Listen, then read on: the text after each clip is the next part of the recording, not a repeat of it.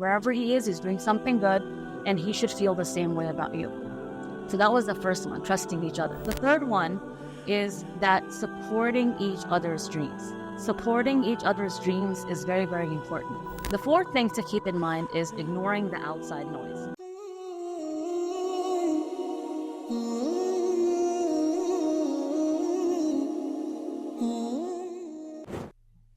Assalamu alaikum wa rahmatullah. Last month, we had done a video about what to look for in a spouse before you get married and how to go with the process. And after that, there were various questions that were asked, which was about how about those people that already are married? And it was actually very eye-opening for me because truthfully, a lot of times right now we are focusing on how to get married more. And because the focus is so much on that generation, for those of us that have been married for 10 years, 15 years, 20 years, right, we don't realize how much effort we need to be putting in our marriages to keep them strong. So it's actually a really important topic to discuss because once you've been married for a certain amount of years, right, you need to put in the same effort. You need to put in the same trust and communication and, appreciation that you had in the beginning years of marriage so that the relationship can continue to get stronger. Not only get stronger, but by that time your children are older. And our children need to see a good example of a relationship in front of them. So today I'm just going to talk about some key points that we need to revisit throughout the years in our marriages and see, how much are we actually focusing on them and how much effort we're putting in them. The first one, right, is trust.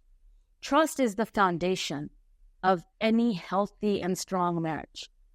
Sometimes I actually end up getting these questions about sister, can I look through my husband's cell phone? Can I, put track my husband or I don't have access to his WhatsApp or his Facebook. And what ends up happening is, maybe that brother has done something that, puts her in that position. But also, if you're at that point where you feel the need to look through your husband's cell phone, or the husband feels the need to look through a wife's cell phone, that's actually a major red flag. Because trust is a foundation. It's the basic foundation to any marriage, right? So that's something we have to maintain over the years. Be very open with each other. Be very secure with each other, so that you know where your husband is, and your husband, he knows where his wife is and what she's doing. And it's always important to have this relationship where you're telling each other, like, hey, I'm going over there. And then after that, maybe I'll go and I'll chill with my friends. Have that line of communication open and be very transparent with each other, because the two people in a marriage, right, they're the ones that have to have that security and trust. These tracking apps and all that stuff, it ends up actually ruining marriages. It's not something that's good. It's not secure. Basically I'm trying to say is that if someone is saying to his wife, oh, you can track me anytime, that's not a good thing. You're supposed to have it naturally in you that alhamdulillah, wherever he is, he's doing something good and he should feel the same way about you. So that was the first one, trusting each other. The second thing to keep in mind is communication. Now, everybody has a different form of communication. Some people are very vocal. Some people know how to use words really well. Other people, they shut down when, they're sad or they're upset. And what ends up happening is when there's two people in a marriage, and, subhanAllah, most of the time it's two opposites in a marriage, right? One will want to discuss everything, and the other is just, staying silent. And that actually ends up creating a frustration. And sometimes the fight or the argument or the misunderstanding is nothing big, but it turns big because the two people that are in that marriage are not able to align their communication. So, figure out what your husband does to communicate. And for husbands, they also need to figure out how their wife communicates. And I'll give a really good example here. When Prophet Ibrahim alayhi left Hajar and Ismail alayhi in the desert, right? The hadith in Bukhari, it states that Hajar followed him. Okay, Hajar followed him, and she told him, why are you leaving us here?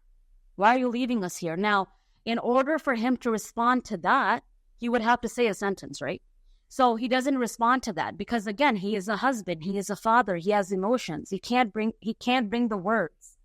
So she's very smart. She rephrases the entire question, and she says, did your Lord tell you to leave us here? And Ibrahim alayhi salam just nods, right? So, of course, the story is about the sacrifice of Ibrahim and Hajar, not about their communication. But what we learn is if someone is not communicating with you the way you want them to, figure out how they feel comfortable in communication. But a lot of times when we have issues come to us about marriages, it's because there is a big gap in communication, right? So communication is key. Always make sure that, if you have an issue with your partner, you share it with them, right? No one at the end of the day, we're all human. Nobody can read someone's mind. And just staying angry and staying in a bad mood all day, it's not going to fix anything.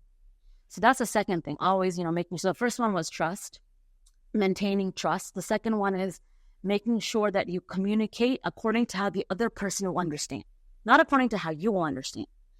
The third one, that's also a key one, is all of them are key, actually. I don't know why I keep on saying that. But the third one is that supporting each other's dreams. Supporting each other's dreams is very, very important. Two people in a relationship, Prophet Muhammad ﷺ said, "La tahabani ka nikah," that nobody loves each other more, right, than the two people that are married in nikah, because that relationship is based on nikah.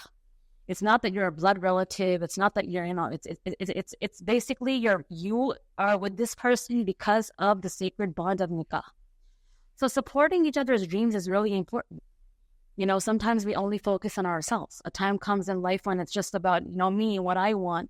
And that is when distances happen. That is when, paths change, right? So if your husband wants to start a business, if he wants to start in, basically go back to college again, if he feels that he needs to do certain things and, in his life that you feel like, okay, maybe they're not something you're interested in, but if he wants to do it, that's his life as well, and you're a part of it. So encourage him and be a support. Of course, if he's doing something haram or wrong, stop him.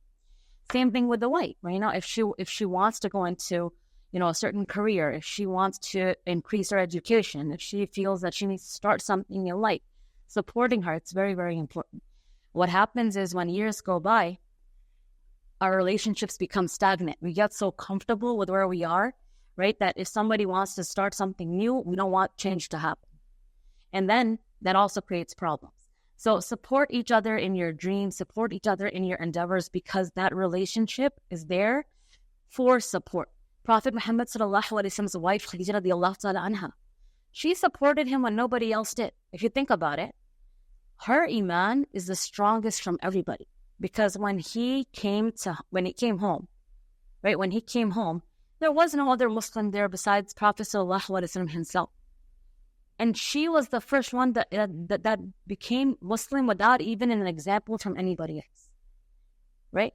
And then it is said that even before, he became a prophet, when he would go to the cave of Hira and he would, just sit there and supplicating to Allah subhanahu wa ta'ala and just sitting there and reflecting and thinking, she would actually take food to him, to the cave of Hira. Right? Not, oh my God, why are you there? We have kids at home. No, it's something that he was doing, something that she felt he wanted to do because of the situation in Mecca at that point, and she supported him. The fourth thing to keep in mind is ignoring the outside noise.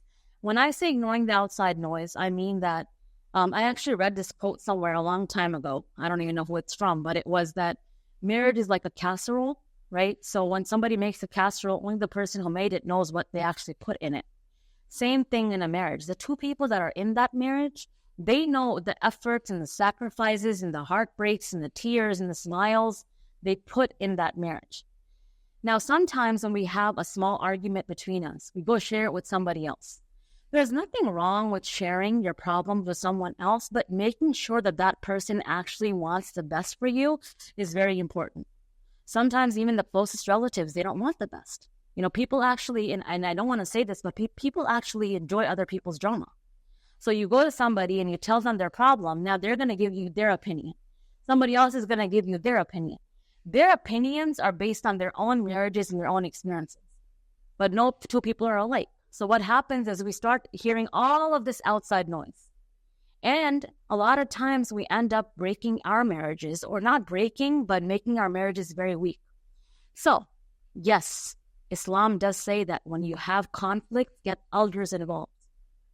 But not elders who are there to actually break the marriage. Not brothers and sisters and friends and community members who are there that, for them, it doesn't even matter if you stay in that marriage. No, it actually means people that have hikmah, people that have wisdom, and they're going to help you reach a resolution, right? So yes, you have to go to elders if the marriage is in a really bad position, but for small things, it's important to communicate. It's important to talk to each other. And then the other thing about outside noises, don't compare your marriage to other people. 10 years, 15 years down the line, when our kids start growing up, we look at other people like, oh, so-and-so's husband, he does the dishes. So-and-so's husband, he takes the kids to school and picks them up and drops them off and everything. So-and-so's husband does that. Or for the men, so-and-so's wife does this, right? So-and-so's wife or so-and-so's husband is not the person you're living with. It's our marriage, right? And we need to see what's best for us. So comparing with other people or, listening to other people who don't know anything about the sacrifices that we have made, it actually harms our marriage. And the last one, I know the video is getting long, but I'm hoping it's helpful. The last one is that just like we strive to become financially stronger throughout our marriage, to become, more better in our communication skills, better in our appreciation, all of that. Same thing with our relationship with Allah subhanahu wa ta'ala. At the end of the day, our relationship individually with Allah subhanahu wa ta'ala should become strong. If I actually fear Allah subhanahu wa ta'ala, I'm going to try my best to be the best wife for my husband as I can. And if he has the same relationship with Allah, he will do the same. Because when you have a relationship with Allah, you treat other people well automatically. So never let your marriage, never let anybody interfere in your relationship with Allah subhanahu wa ta'ala.